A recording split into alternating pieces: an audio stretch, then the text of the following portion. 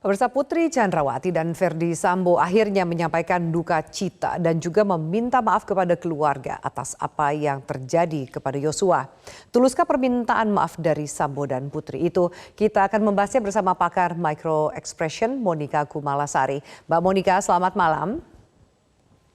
Selamat malam, Mbak Afi. Ya, Mbak Monika, tadi kami sempat memutarkan cuplikan seperti itu, ungkapan permintaan maaf dari Putri Chandrawati ditujukan kepada keluarga besar, terutama untuk orang tua, ayah dan ibu dari Brigadir Yosua. Apa yang bisa Anda baca lebih jauh dari ekspresi, gesture saat Putri Chandrawati mengungkapkan permintaan maafnya? Ya, jadi momen ini adalah momen yang sudah ditunggu-tunggu oleh masyarakat, di mana diharapkan bahwa Sambo dan Putri Chandra meminta maaf. Ya, jadi kalau dilihat dari waktu, ini adalah sesuatu yang sudah lama ditunggu.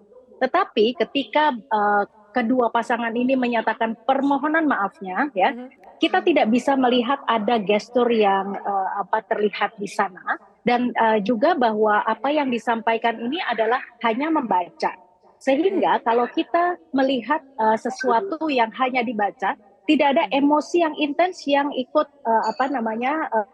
terlibat, ya. Tetapi ketika Putri Chandrawati membacakan permohonan maafnya, memang kita bisa melihat ada emosi atau ekspresi sedih, ya. Ada rasa ketakutan. Tetapi kita tidak bisa mendefinisikan sumber dari ketakutan itu dari mana, atau sumber dari kesedihan itu apakah kesedihan yang tulus, gitu ya, karena sesuatu yang sudah dibaca, gitu. Nah, kemudian di mana kekuatan dari verbal yang disampaikan? Karena ketika beliau mengatakan bahwa tulus dari dalam hati, gitu ya, hanya membacakan sesuatu yang sudah structured, ya.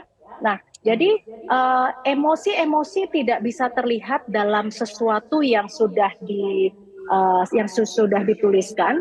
Bahkan ini juga menuai hujatan, gitu ya, dari para netizen bahwa tidak ada emosi yang terlibat di sana, gitu. Jadi kekuatan dari verbal saja, sesuatu yang sudah ditulis redaksionalnya, ya, itu kira-kira hanya 7% mempengaruhi image atau bawah sadar seseorang. Sedangkan bawah sadarnya sejumlah lebih dari 80%, ya, kita tidak melihat ada emosi yang terlibat di situ. Yang signifikan. Jadi tujuannya adalah untuk mendapatkan empati, tetapi tidak mendapatkan hal yang ditunggu-tunggu oleh masyarakat maupun keluarga Yosua sendiri. Oke, Mbak Monika sudah bergabung bersama kita juga pakar hukum pidana Kang Asep Iwan Iryawan. Kang Asep, selamat malam. Selamat malam Mbak Afi, selamat malam Mbak Monik. Iya. Kang Asep, halo, saya masih bertanya dulu ke Mbak Monika sebelum saya ke Kang Asep. Mbak Monika, dalam cuplikan nanti kami juga akan bantu putarkan, terlihat juga ada ekspresi dari Ferdy Sambo. Yang kalau misalnya secara awam melihat seakan-akan ia berkaca-kaca. Nanti kita akan putarkan apa yang bisa Anda baca. Termasuk saat ibu dari Yosua, Ibu Rosti Simanjuntak yang menolehkan bertolak belakang, menolehkan kepalanya seakan-akan tidak ingin, membuang muka seakan-akan tidak ingin melihat Putri Chandrawati saat menyampaikan permintaan maafnya. Kami akan putarkan dan silakan mungkin Anda bisa menganalisa ekspresi mereka lebih jauh.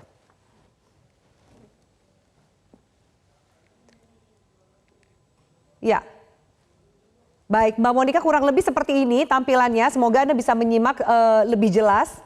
Saat Putri Chandrawati membacakan permintaan maafnya, kedua orang tua dari Yosua tidak melihat ke arah Putri Chandrawati. Bahkan sempat tadi menolehkan muka sang ibunda Yosua seperti itu. Tapi di saat ini juga terlihat tampilan yang cukup sedih dari Ferdy Sambo.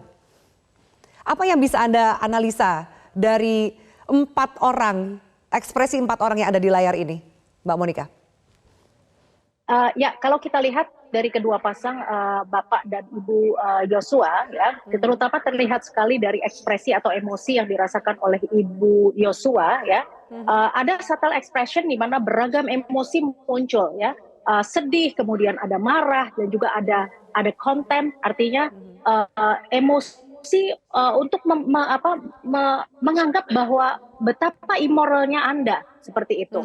Jadi beragam ekspresi yang kemudian muncul, tetapi saya melihat di sini ada dominan dari kemarahan dan wajar sekali bahwa mereka juga mengekspresikan hal ini kepada Bapak Yosua ya.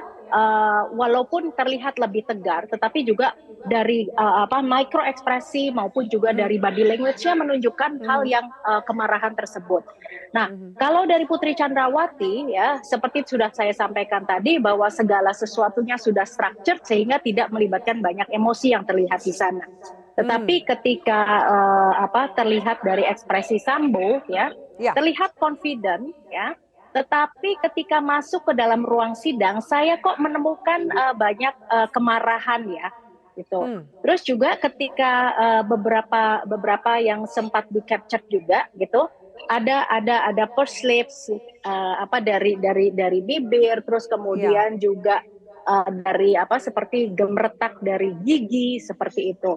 Nah, kalau kita melihat ada mata yang berkaca-kaca gitu ya, mata yang berkaca-kaca itu belum tentu menunjukkan kesedihan seseorang ya, tetapi mungkin ada aspek-aspek yang lain karena kita juga tidak melihat arah air mata itu juga keluar gitu ya, sesuatu kita tidak bisa mendeskripsikan bahwa ini adalah merupakan bentuk empati dari Ferdy Sambo karena justru malah banyak emosi-emosi yang muncul ini adalah kemarahan. Baik. Kang Asep, saya akan bertanya kepada Kang Asep. Permintaan maaf ini sudah dilakukan sebelumnya oleh Eliezer dan sekarang sempat ditunggu-tunggu apakah juga akan dilakukan oleh Putri Chandrawati dan Ferdy Sambo dan ternyata memang disampaikan permintaan maaf itu sempat disampaikan soal penyesalan. Apakah permintaan maaf yang disampaikan oleh terdakwa menjadi sebuah penilaian tersendiri di mata hakim, Kang Asep? Ya, hukum mengatur hal yang memperingan, memperberat, menghapuskan pidana. Nah, kata maaf bukan hal yang memperingan ya hukuman. Nampaknya hakim akan melihat suasana ini ya. Ini bukan suasana yudisial, ini suasana emosional. Bagaimana pelampiasan disampaikan. Perbedaan kemarin ya dengan sekarang, hakim kan juga belajar psikologi hukum, walaupun mungkin minimal lain dengan Bu Monika misalkan ya, bahwa ternyata akan ada perbedaan yang nampak kalau kemarin itu ada ketulusan, ada kata maaf dari kedua orang tuanya bahwa mereka memaafkan, memahami. Tapi kalau sekarang kata maaf sifatnya hanya formal dan hakim akan menilai ya, apalagi kalau hakim menilai kata maaf ini adalah tidak tulus ya. Dan lagi-lagi tadi Mbak Monika sudah menjelaskan dengan jelas sekali ya bahwa ternyata juga paling muka dan sebagainya, reaksi mimik dan kata-kata itu justru akan mempengaruhi hakim ketika menjatuhkan putusan ya. Hal ini justru tidak akan mempengaruhi putusan kalau memang hakim ternyata ketika maafnya tidak ditindaklanjuti, bahasa sederhananya pertobatannya ternyata tidak diikuti dengan penguatan. Artinya seperti kemarin ketika saksi pembantu rumah tangganya kan nampak juga kan melakukan sesuatu, harusnya kan mendukung ketika di perkara lain. Nah, ketika kata maaf sekarang berkaitan, artinya berkaitan bersesuaian bahasa hukumnya satu dengan yang lain. Artinya apa? Nah, kalau itu bersesuaian, setidaknya hakim akan jiwanya juga mempengaruhi. Oh, ternyata perbuatan ini dilakukan karena bla bla bla. Jadi nuraninya gitu kan. Tapi hakim juga akan terketuk gitu ya? Ya, kuasa hukumnya nggak ada. Di pasal 44 sampai 52 itu hakim bisa menjatuhkan hal meringankan, memberatkan, ya bahkan menghapus. Tapi kalau hal meringankan ini nampaknya tidak ada satupun yang masuk gitu. Itu hanya suasana emosional. Ya biasanya kita melepas. Udahlah biar plong, biar bahagia, biar keluar semuanya. Tapi nampaknya kan yang mengajukan maaf dan yang menerima maaf ya tadi Mbak Monika udah menjelaskan ya, saya kira itu bidangnya Mbak Monika itu yang terjadi secara yuridis ya nggak akan pengaruh gitu. Baik, tidak akan terlalu berpengaruh. Baik, Kang Asep dan Mbak Monika kita akan jeda. Nanti setelah ini kita akan membandingkan juga permintaan maaf juga disampaikan oleh Sambo serta Eliezer di sidang sebelumnya. Kita akan compare dan juga kita akan analisa lebih jauh. Tetaplah bersama kami di Prime Time News.